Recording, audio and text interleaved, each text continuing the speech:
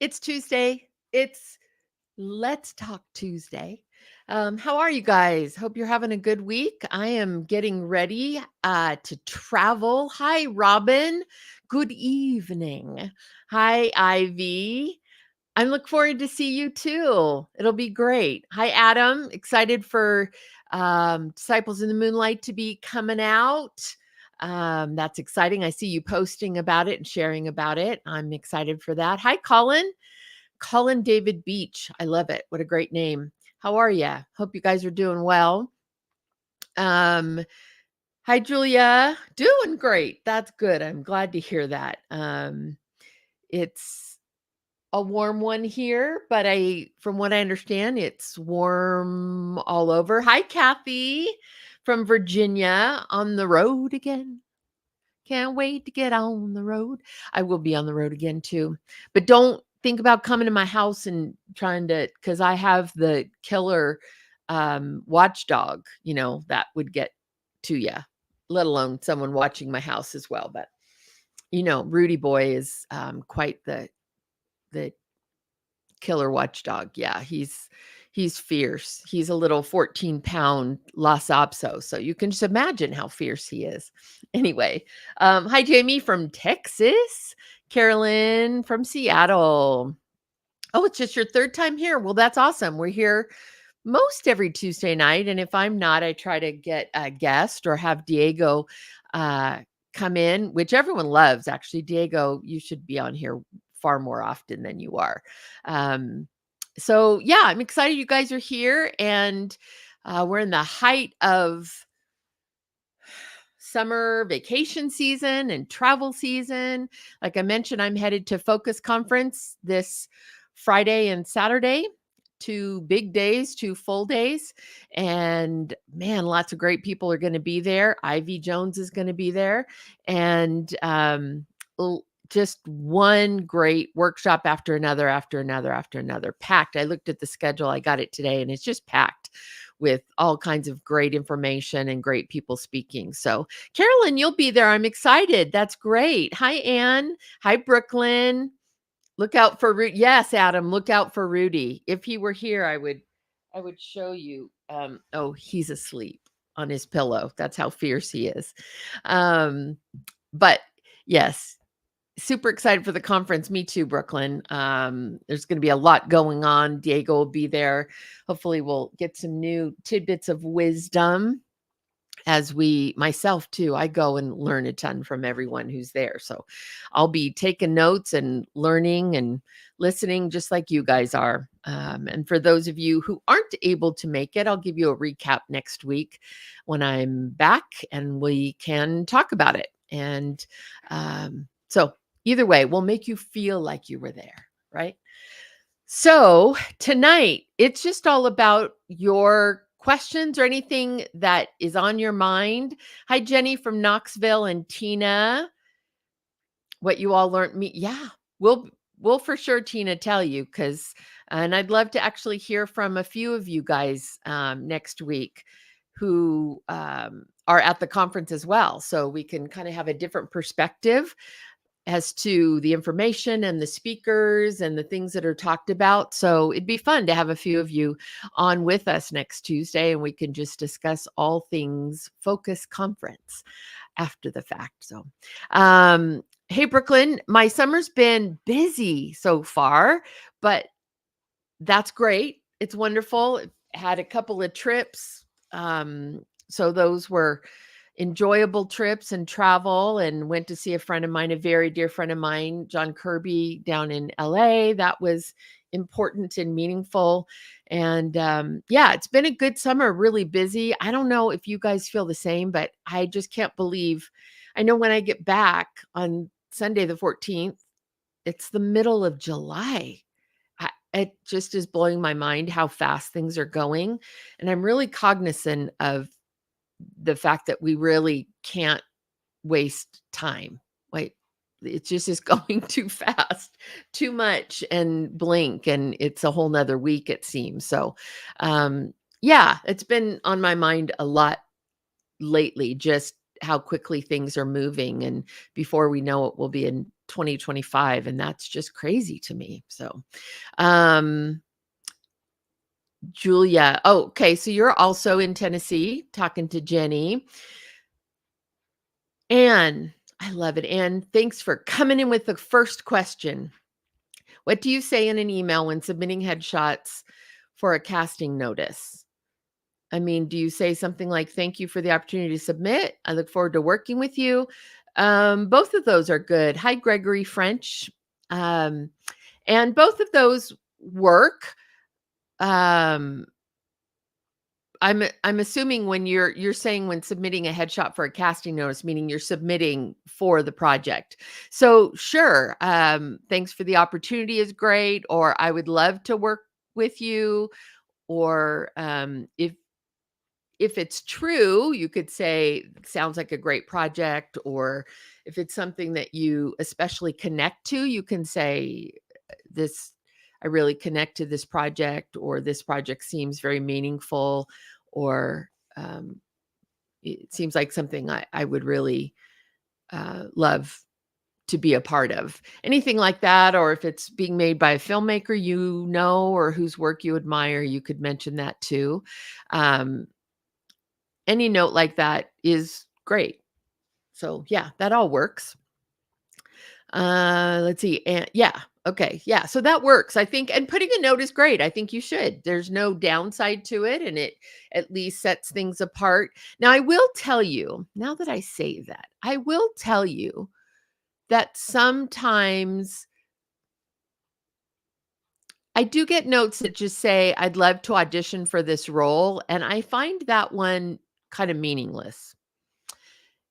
Sort of because I think, well, you're submitting for it, so obviously you'd love to audition for it, and anybody who's a working actor wants to audition. So to me, that's like a foregone conclusion. So I wouldn't do, I'd love to audition for this role. I would talk more specifically, either this sounds like a great project, or this is just the kind of project I'd love to be a part of, or I love the work these filmmakers are doing, or thank you for the opportunity to submit.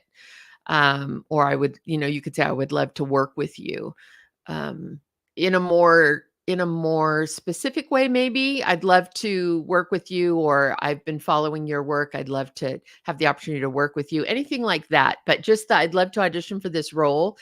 You're submitting for it. So clearly you want to audition for it. So that's the one comment that I look at and think that was kind of a waste of a comment. Now that's just me. Other people may have, totally different thoughts, other casting directors, but sorry, today I have these hairs. Today is not a good hair day. Not a good hair day. Anyway, that's just one of those notes I just think is redundant and sort of a waste of a note. So, Ivy, will there be a mom's night out too? Not that I know of, but I'm not the brains behind it, so I don't have any idea. Maybe they're cooking up something. I loved that movie too. I loved being a part of it. I loved that it was a comedy, so I would love to see it, but I have no idea. Let's see. Robin, how often do you read a script and think of an actor that you want to directly reach out to? For example, Family Camp seems like it might have been written with Lee Allen Baker in mind. It's so interesting you say that. Lee Allen Baker auditioned for that role. She obviously I knew who she was, but we had not worked together, nor had she ever auditioned for me. And she was willing to audition for that, which I think back now and think how crazy that is. But she really wanted to be a part of a Faith Family project, and all of the contacts in that world were new to her at that time, coming out of the Disney world. So she just put herself out there, and I loved that because obviously she's brilliant. So that's a lesson to me, to a lot of you who, some people are a little quick to get to the point where they feel like they don't have to audition anymore, and they just wait to get offered roles. And I'll tell you, from my perspective, that can sometimes leave a bad taste in our mouths, mine, the directors, the producers, that sense of, you don't really need to hear me read, or that comes across as I'm too important to take the time to read for you, so either you like me or you don't. But if you understand, you may have done 50 movies, and I could see how you would get that thought of, well, you've seen my work, you know what I can do. And yes, oftentimes that is true. If you have that extensive of a resume and you're a well-known name and a well-known actor to the audience. But there are times where there's actors who have, and when I say actors, I'm talking actors and actresses under the umbrella of actor. There are actors who maybe have done comedy their whole career, and I'm looking for someone for a deep, intense drama. I think it's absolutely legitimate to want someone, even though they have an extensive resume, to read for a role that is vastly different than what they've played in the past. If it's a role that really doesn't translate directly from the work that they've done, and we've never seen that actor do something like what we're asking them to do, then I think a read, again, the exceptions are if you're a, a name with 100 films and drama and comedy, and you've done all kinds of characters, and there are references that we could pull from your existing work, that's one thing. But short of really being a well-known name actor, the unwillingness to audition typically comes across a little diva-esque, or what's the male version of diva? Devo? I don't know. Whatever the male version is, it comes across kind of like you're above it all and you shouldn't have to stoop down to audition, and that just doesn't read well or go over well with anybody.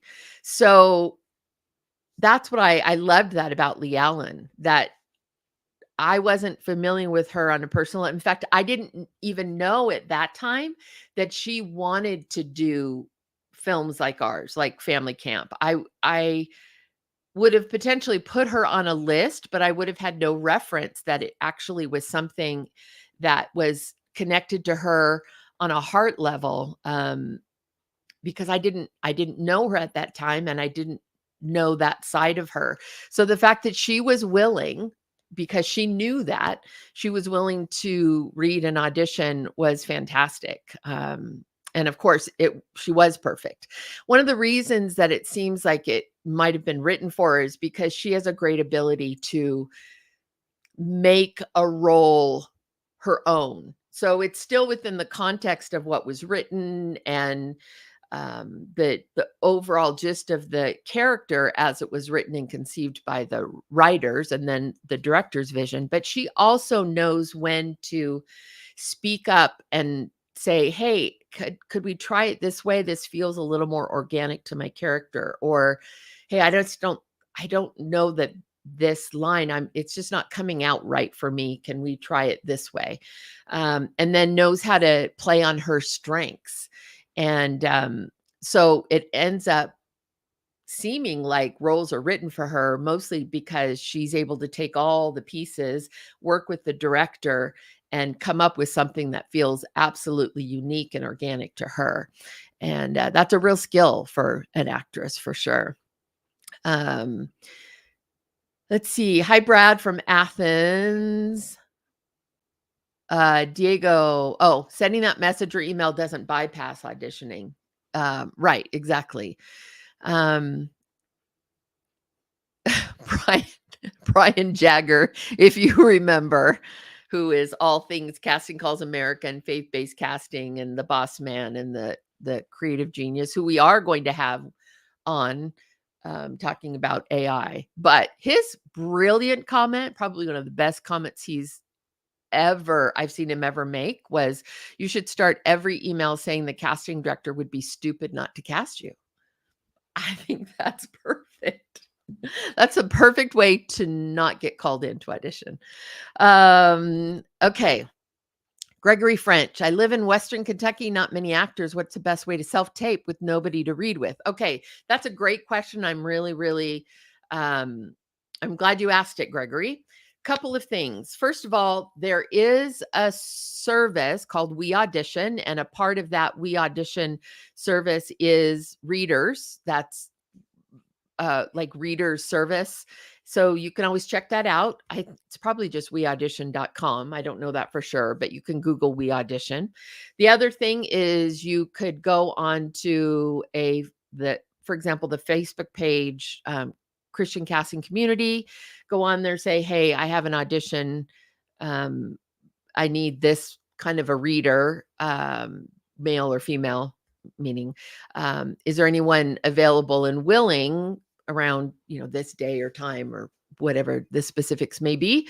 And I think you may find more often than not that you actually will find someone who can read for you. And keep in mind that they don't have to like Zoom or anything. They can just call in and you can have the phone off to the side. So it doesn't have to be complicated. Just have them on the phone on speaker on the other, the other side of the conversation. So I think you'll find more people willing than you really realize. And I think our human nature tends to be to not ask people for help or think, oh, I don't want to be a burden to them, or I don't want to impose upon people. But what I think you'll find is people would actually be happy and thrilled to help you. And especially because we've been talking a lot about the mindset of being of service to other people. And that's definitely a way that you as actors can be of service to other actors, is to make yourself available to be a partner. So if there's any of you, like, for example, if there's any of you tonight, want to reach out to Gregory and either DM him or find out how he'd like to be contacted. And then you could, Gregory, if you're open to it, then they could make arrangements to email you or however you want to communicate. And then maybe you'll have a list of 2 or 3 people that you could call on when you need them. So there's people who would be willing to help. So that's what I would suggest. Diego, that Lee Ellen Baker sounds like a good person I might want to manage. I don't know. She's I don't know if you'd be able to get in with her, Diego. I'm just kidding. Diego, you are the perfect person to manage her. Diego's managing her. You probably picked up on that, right? Charlie, had a lot of rain. At first it said had a lot of raid yesterday. I'm thinking, you got raided? That's not good. Had a lot of rain yesterday. Drove through some deep waters to get home, but other than that, we're okay. And I'm glad to hear that, because I know you guys are going through the thick of it, or it may have passed you by now. I hope it's passed you by now. I talked to Laura Husband, who is an actress and sometimes joins us on Tuesday nights, and she was without power for a while. Thankfully, not even a full day, though. They thought it might be multiple days, but it was just part of the day. Power's back on for her, and so I was glad to hear that. She's in the Houston area, so. All right, Laura May. Hi, Laura May. And to ask for that self-tape. Howdy. Where that was in reference to, I think maybe you're chiming in on a comment. Yeah, I'm not quite sure, but I'm glad you're here. It's great when you chime in, and obviously I talk about Christian Casting Community a lot. So let's see. Oh, I'm totally remembering Laura May and Brian Jagger are good friends. They're having a little conversation here. Oh, there you go. Okay. So Laura May says, we've had some great success with people posting in the Christian Casting Community group. That's a Facebook group. So, I agree. You all help each other. Richard, is saying, if I can work it out of my schedule, I'm always willing to be a reader. That's awesome. Let's see. Oh, Leona. Okay. Most of Houston will be many days. I was hoping that her situation was indicative, that her power had come on was more indicative of the norm, but maybe she's kind of the exception. But um, let's see. Oh, Charlie, Korean War veteran uncle and aunt from Houston are staying with us because power will be out for a week. Wow. Okay. So clearly different parts of the city got hit differently.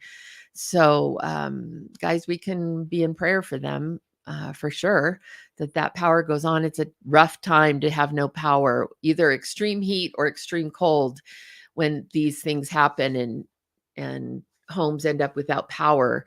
And right now in the extreme heat, that's just really, really tough. Let's see.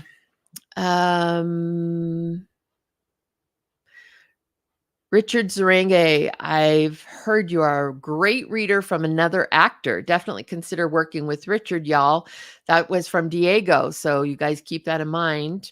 Richard said that if he can work it in his schedule, he'll be happy to do it. Katie, what are some of your pet peeves when watching self-tapes? Uh, saying pet peeves always makes me laugh now just because I have that little sign that says stop petting my peeves. Um, so pet peeves are, well, now I think of a pet peeve as something you had control over and you just didn't pay attention or take the time to care about it. Because bad acting isn't a pet peeve, because some people just, I mean, they want to do it and they love the idea of it, and they can even be passionate about the concept of being an actor, but not everyone is a skilled actor. So I don't hold that against them like, "Oh, you did that wrong," or "You didn't do this," and think that's a pet peeve. I just think they're just not ready. I think they're not at the level of the kind of work that I'm expecting. Now, pet peeves to me typically are things that an actor could have chosen to do or bring to the table or take the time to do and they didn't. And that's more of a pet peeve to me.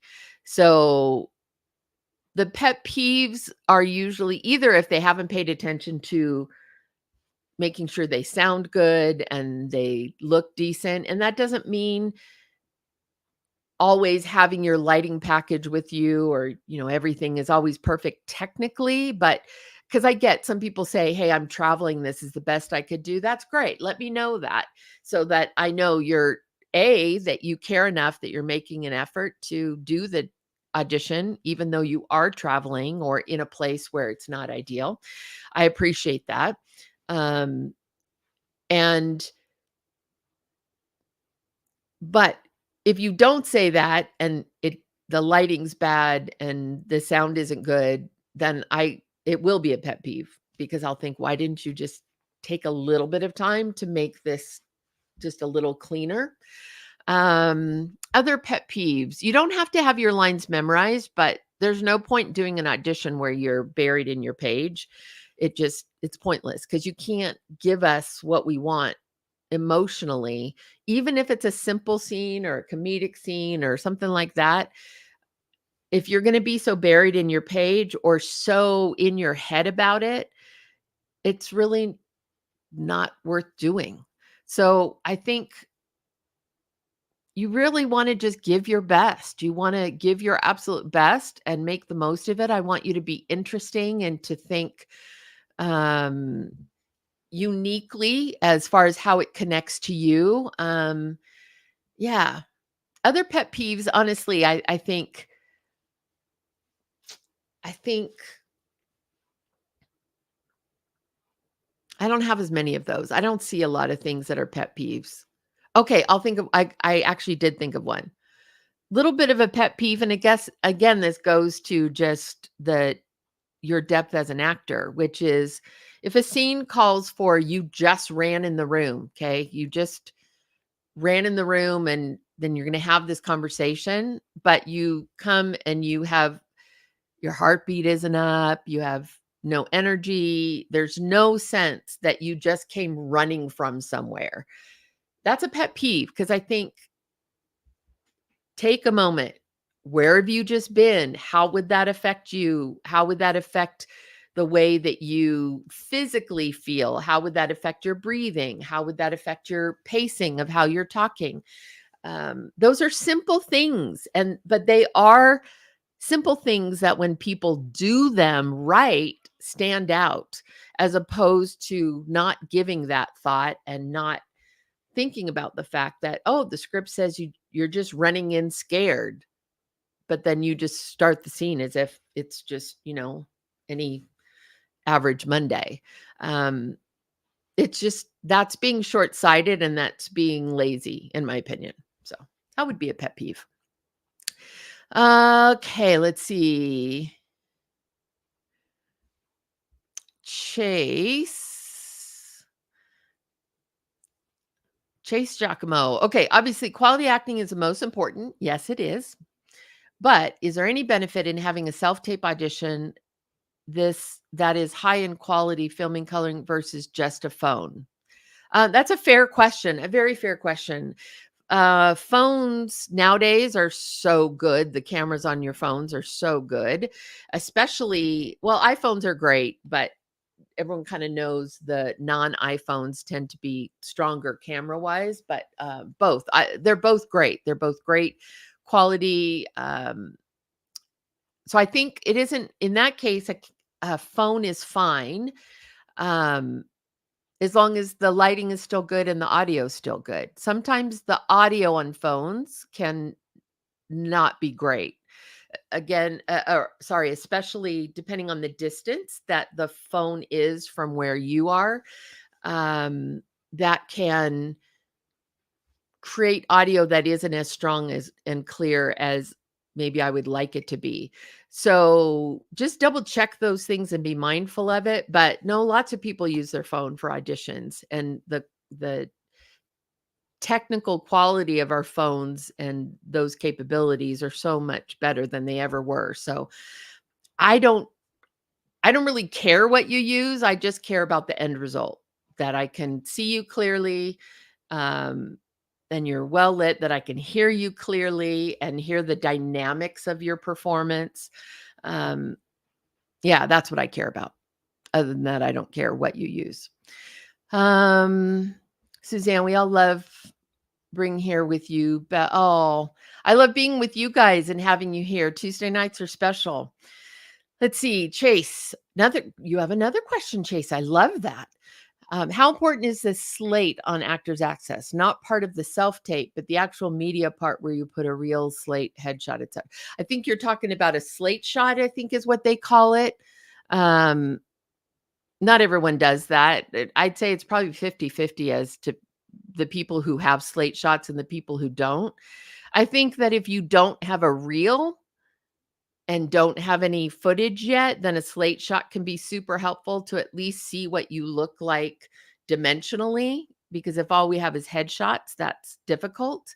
So if you haven't had a reel yet or had an opportunity to build a reel yet, get footage or do a really high quality self tape or performance that you tape for the purpose of a reel, at least a slate shot lets me see you dimensionally, lets me hear the tone of your voice and get at least some sense of what you are, who you are as like a 3D person as opposed to just a flat headshot. So that would be my 2 cents. But if you have a reel, I don't necessarily need a slate shot. It doesn't hurt you at all, but like I said, 50-50 as far as the people who have those and the people who don't. So Uh, Laura May, my comment was yes and amen, all caps. To not be afraid to ask for that self tape and to hear your take on how actors should not be offended to do it. Um, yeah, I agree.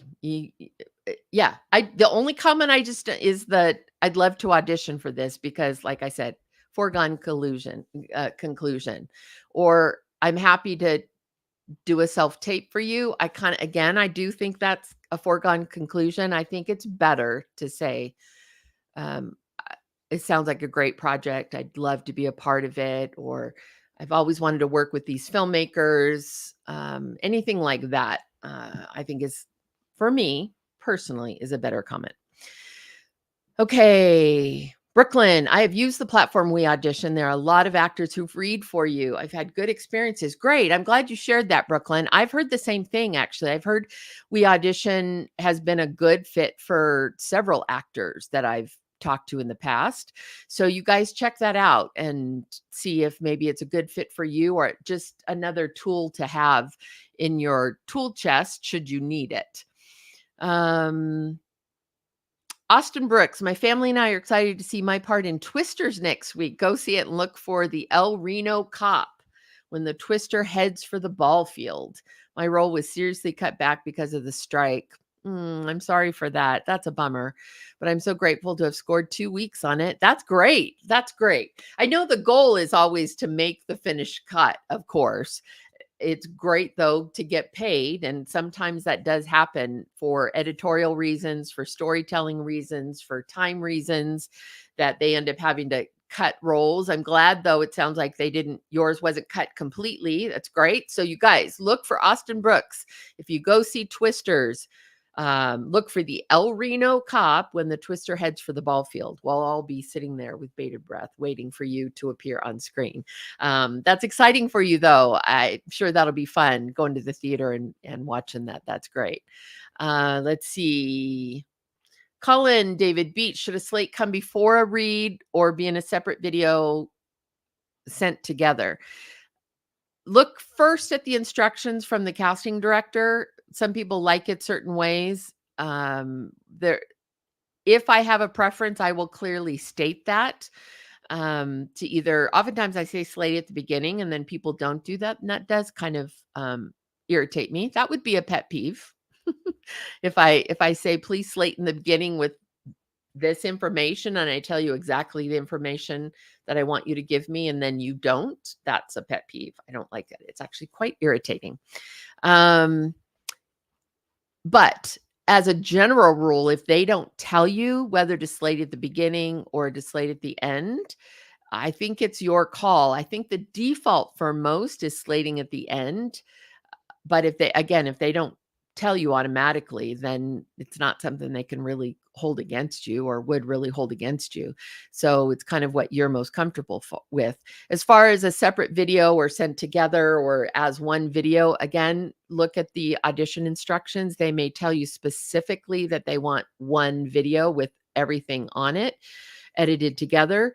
Or if they don't give you that specific note, then you can send separate files. Now, I've heard, we had this conversation last week with Brian and Jason from regarding the faith-based casting platform.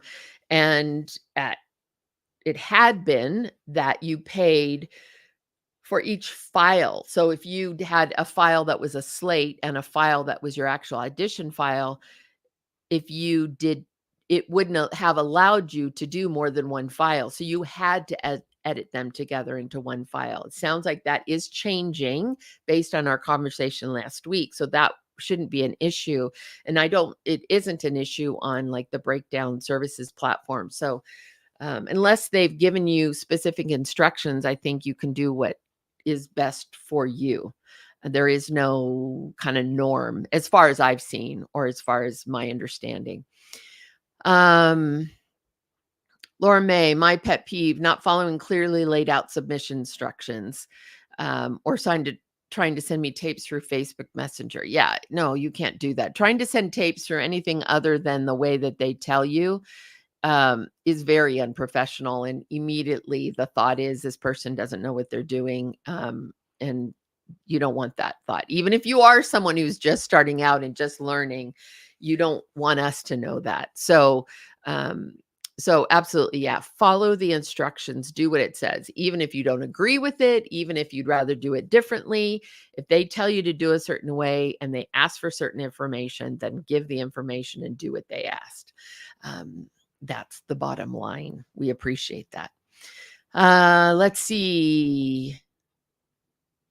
Carolyn, what are your thoughts on actors submitting more than one take for an audition?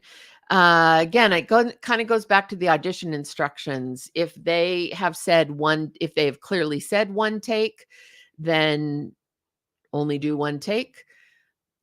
I've sent some auditions out that say you can do up to 2 takes. I wouldn't typically do more than 2 takes. So if there are no parameters listed in the submission instructions or in the self-tape instructions, I wouldn't do more than 2 takes. If you and the 2 takes there needs to be a reason for the 2 takes, right? Don't just do a second one that's almost the same but slightly different. No, if you're going to do a second take, there needs to be a reason for it. It needs to feel different. It has to be a different approach or a different maybe level. I've been doing auditions for a children's show, The Adventures of Iggy and Mr. Kirk. And it's hard with that one because it's a children's show for young children. So, preschool, early school, maybe first grade and younger.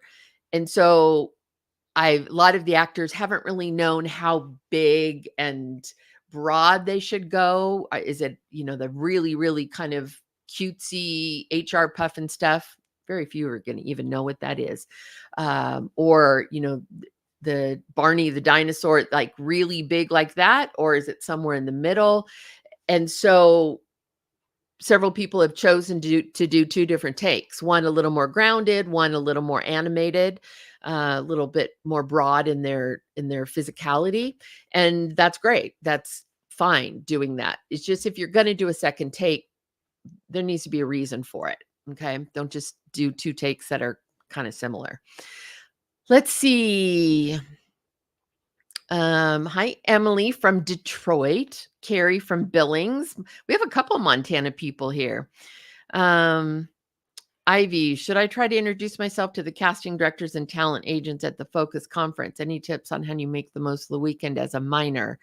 Yeah, I mean, one of the points and one of the benefits of these kinds of conferences is you do meet people and you have the opportunity to meet them face to face. So absolutely. I think you just go in with confidence. And sometimes, there's a little bit of a line for people who are waiting to talk to different people, but you just wait. You just wait your turn. And when you get your opportunity, you approach them with confidence and enthusiasm and you tell them who you are. And if you know their work or know what they've done, it'd be great for you to have researched that in advance and maybe reference something they've done that you really like. Now, make sure if you do that, you guys, that it's genuine. Don't just say a bunch of fluff just because you think you're supposed to. I'd rather you come up and just say hello to me than talk about some project I did that you actually never saw or don't even really like, but you're mentioning it to try to get an in with me.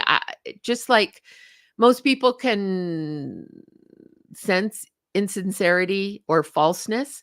So just be genuine. But if they do have something that they did that you really liked or work that they've done or, some connection to them, then share that. That's great. But most of all, just approach with confidence and look for your opportunity and take advantage of it and just be confident and kind and, pleasant. So, but definitely take advantage of the opportunities there for sure. Let's see.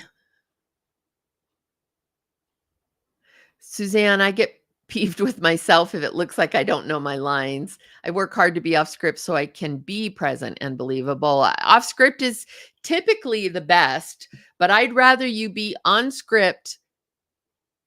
So what happens is many people think they need the script when in reality, they probably don't. They know it better than they realize it, but they're, again, afraid to let it go. I'd rather you hold it as just a reference so that your mind can be at ease that, hey, it's here if I need it, but then give a great performance because you actually didn't need it, than to feel like you have to be off book, but you're really not confident enough to be off book, and then it affects your performance. Does that make sense? Hopefully that made sense. So hold the script so that you can be present and give a great performance if holding the scripts gives you that level of confidence, rather than not holding the script, but you actually don't know it that well. So the whole time you spend your time in your head trying to just make sure you know the lines. I don't want that. Being off book, but giving a performance that's all up here, it doesn't do any good. I'd rather you hold the script, but be performing from here internally. Okay. Diego, simple trick for iPhone users. When you want better quality, click Cinematic. There you go. Charlie, if you use a phone, film horizontally. Thank you very much, Charlie. That's a very, very, very important note, because you always want to go horizontally, not in portrait or vertical mode. Absolutely. And that's another one of those things that does, I don't know if Laura May would agree with me, but it kind of just catches my eye as this is someone who isn't very experienced and doesn't really know what they're doing. So simply, something as simple as turning it horizontal is great. Let's see. Carrie or Kari, do you get nervous before networking and public speaking? How do you deal with it? It's interesting. I don't get nervous before networking typically, although there are some times if it's a situation where it's someone that I've really wanted to connect with for a long time, or someone that I don't know at all, I can feel the nerves come up, but typically I don't get nervous there. Speaking, I do, but it's similar for those of you who are also stage actors. It's just similar to that feeling before you go on stage of just wanting to get it right, wanting to be focused. You don't want to forget things. And so it's just the way that I deal with it is a matter of, again, very similar to going on stage, which is to just stop and focus, kind of quiet all the noise in my head of the what ifs and this could go wrong, or what if this happens, or like just quiet all the what ifs and all the noise, and just stop, remind yourself that you've done the work. You've done the work. You know what you're doing. You're prepared for this. You are ready and you are capable. And then go do your thing. Usually what happens is once I'm out there, I'm pretty comfortable pretty quickly, and then you just go. You're doing that thing you love, and you just go with it. But there are those butterfly moments beforehand, which I actually think are great, because it's kind of an energy check. And if you didn't care, then I'll speak for myself. If I didn't care, I might get lazy and not do the prep work that I need to be doing, and not give it the thought and the importance that every speaking engagement should have. So I look at those butterflies and those nerves as a good thing. It's the adrenaline. It's the signal to me that this matters, that it's important to me, that I want to do a good job, and that I want this to be something positive. And like I said, then just center yourself, remind yourself the work you did, that you did the work already, that you are prepared, that you did the study, or whatever the case may be, that you're ready and that you're capable. Pray. Do the prayer, let that center, give it up, and then go for it. Let's see.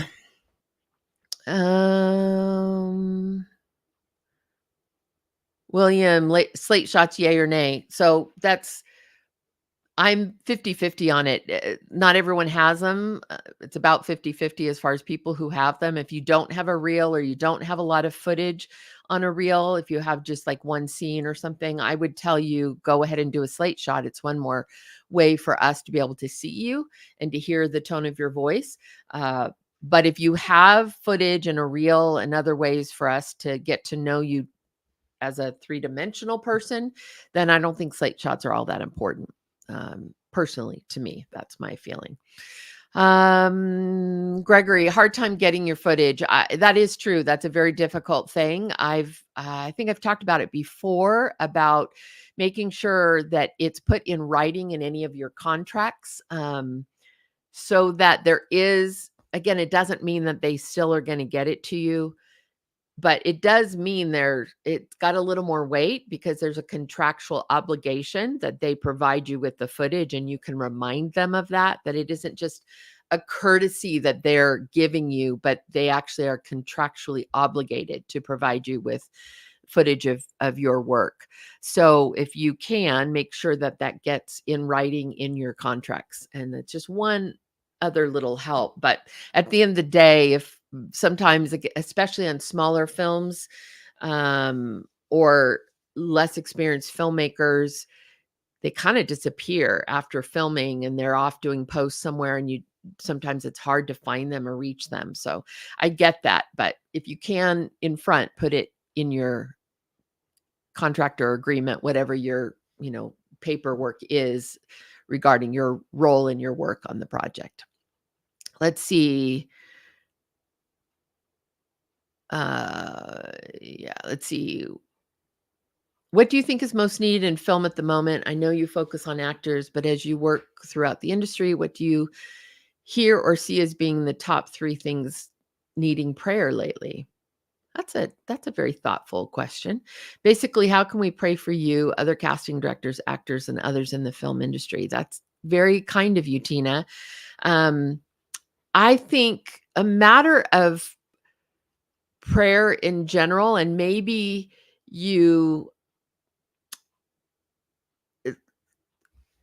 I think anyone who's doing strong work in the industry, in our part of the industry, like faith, inspirational, family, content, could use prayer in general. Prayer over if they're married, prayer over their marriages, prayer over their kids. I think that Satan wants to attack where they're most vulnerable, to try to hurt the work that they're attempting to do. And we've seen lots of that happen within ministry circles, and pastors and churches that are torn apart by just decisions that are made that are not of God. And so I really do think you could just make a list of those filmmakers doing the work out there, kind of, as I would say, on the front lines, and just take each day, pray for one of them, and just kind of cycle through them. I think that could be great. I don't know a single person who wouldn't love to know that their home, their kids, their marriages are being prayed for, so that they can go and do the work that God's called them to do. This week, I'd love for you guys, and Tina, I'm really glad you asked this week. I'd love for you guys to really keep the team behind Disciples in the Moonlight in prayer. Brett Varvel, Adam Thayer is in the movie, the whole team. If you don't know who all's in it, you can go to IMDb, look up the cast list, pray for those actors, pray. They're on the front lines this week, hoping to promote it, and they don't have a big, release budget or PR budget, and it's very grassroots. So you might pray for them for strength and for stamina and for God's favor on the film and how it's received, and that God would be preparing now for the hearts of those who are going to see that film. Same thing, Possum Trot. So Sound of Hope. Again, it's going into territory that is, it's just difficult territory, and hoping that it has an impact and that it can continue to play and stay in theaters for a little while longer. So any of those, honestly, those prayers can be fantastic. But Tina, as you asked that question, I'm particularly feeling led to say pray for the marriages and the families of those on the front lines, because that's, if God attacks that, sorry, not God, sorry, God. If Satan attacks that, that's very difficult. That's very vulnerable territory. And so we just want protection for them to be able to go and do what God's called them to do. They've been faithful servants, so we want to just that protection. So I think that would be great. Let's see. Valerie, I always try to read instructions several times just to be sure, but how important is it to slate in the exact order asked? Very important. Sometimes with little ones, they get everything in there, but not in the requested order. If we say slate at the beginning, there's a reason. If I tell you slate at the beginning, it's because I, for whatever reason, want to know the information I've asked you for in the beginning rather than the end. So there's a lot of reasons that could be, but it doesn't really matter. You don't need to know the reasons. You just need to know if they say slate at the beginning, that you slate at the beginning. And then if they say slate with this information, that you slate with that information.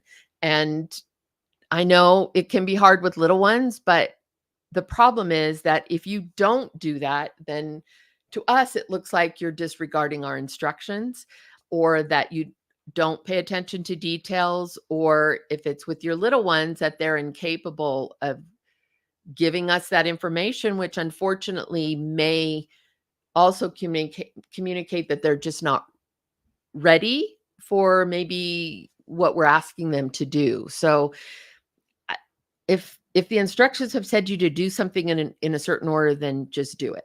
It takes away any questions or pet peeves or anything. Just go with what they told you to do. Let's see. Suzanne did an audition today with very specific instructions, the provided monologue, the provided scenes, a comedic monologue of your choice, 3 separate files, unlisted on YouTube, no slate. Whew, got it done. That is a complicated set of instructions, but they'll love you for doing it. And for those people who don't follow them, you won't be one of those. So that's great. Yeah, sometimes they can get complex, but that's great. That's awesome. Glad you got the audition. That's first step. Let's see, Tanya, I have a question from a casting perspective. When an audition is a long monologue, how bad is it to hold the copy just in case? I just talked about this, so you probably wrote this question before I talked about that. If memorization is difficult, or is it better to miss a few words but get a good audition in? Absolutely better to hold it so you have it for reference if you need it, and give a great audition, versus not hold it, have everything be in your brain, and not give a grounded, connected, really good, honest, real audition. So that is always most important. Austin, my pet peeve is when I have too many pet peeves. I love it. Let's see. HR Puff and Stuff, Suzanne, you're my hero because you actually know what I'm talking about. Let's see. I'm going to look. Okay. Laura May is chiming in, which is great. Jared, for those of you going to Focus, come and find me. I'll tell you a God story that may boost your faith. Oh, I'm excited. I want to hear that, Jared. So hopefully we'll connect and I can hear that God story too. I'm excited.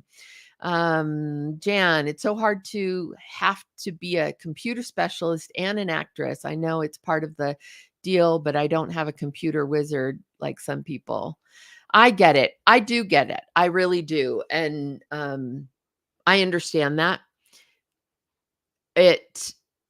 Again, there may be some people who could help you technically. There are some programs we talked about last week that I think one of them that Jason talked about was called Splice, if I'm remembering right. But there are resources out there, but I hear you. I don't know that I can change it for you, but I do hear you. Let's see. Valerie, I'm talking about a 4-year-old. My 7 and up can do it in order.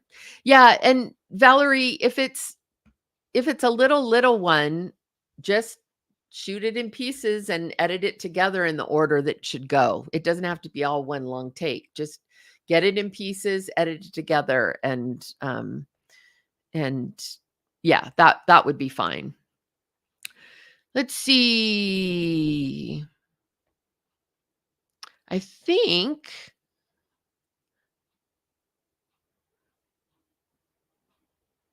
yeah, Laura May's talking about you don't want blank spots to the either side of your video from portrait mode. Yeah, definitely horizontal, that's for sure. Um, let's see. You doing that thing you do. I don't know what that's in reference to, but I like the song. I like the movie. If you all haven't seen it, That Thing You Do, fun movie starring, well, one of the stars is Jonathan Sheck, who plays the lead singer of the band. Great guy, wonderful guy, lives in Nashville now. He's the star of our series Blue Ridge, which is I'm officially going on board to start casting that on Monday. So I'll be looking at the scripts and getting going, and that will be filming in the Charlotte area. So for those of you who are in and around Charlotte, there'll be roles that are local and modified local, and then there'll be some roles that we can potentially travel some people in on, but those will all be marked when I send out those breakdowns. So a couple of weeks we'll have the breakdown out, but I start on it officially on Monday. So I'm very excited about that and very happy to be working with that team. Gary Wheeler, who you remember we had on a few weeks ago. He's just so wonderful to work with. So, okay. So I think, Jenny, how does one send you one's demo reel for consideration? So it's been a while since I touched on this, but I don't just sending demo reels. I get too many. I don't have a place to file them. I'm not necessarily going to remember everyone who sends a file. The best thing to do is to, when I'm doing a project that there's something that fits, then that's great. Make sure you submit. But just sending your demo reel for sort of general consideration is not the most effective. I'll just speak with me about me. Years ago when we had the hard copy, you would have a filing cabinet full of hard copy headshots kind of delineated by category, but that's not the case anymore. So it's not as effective to just send the reel out unless you are sending it with some point, some reason. You're telling me that you just got new footage and so you've redone your reel, or you got a new agent or a new rep or something like that, and you just send it, but you send it with absolutely no expectation. And those you can just send to the bhcastinggeneral@gmail.com. That's, if you go on IMDb Pro, you'll see that's my general email. But to just send it and say, hey, I want you to have my reel, there's just too many actors to try to remember every actor's reel. The best thing to do is to, when you see a project, submit and be on top of it, send a note that way that's targeted towards that project. Joy, yes, I agree. I say amen to your prayer. Absolutely. Let's see. Okay, so you guys, we're closing out for tonight.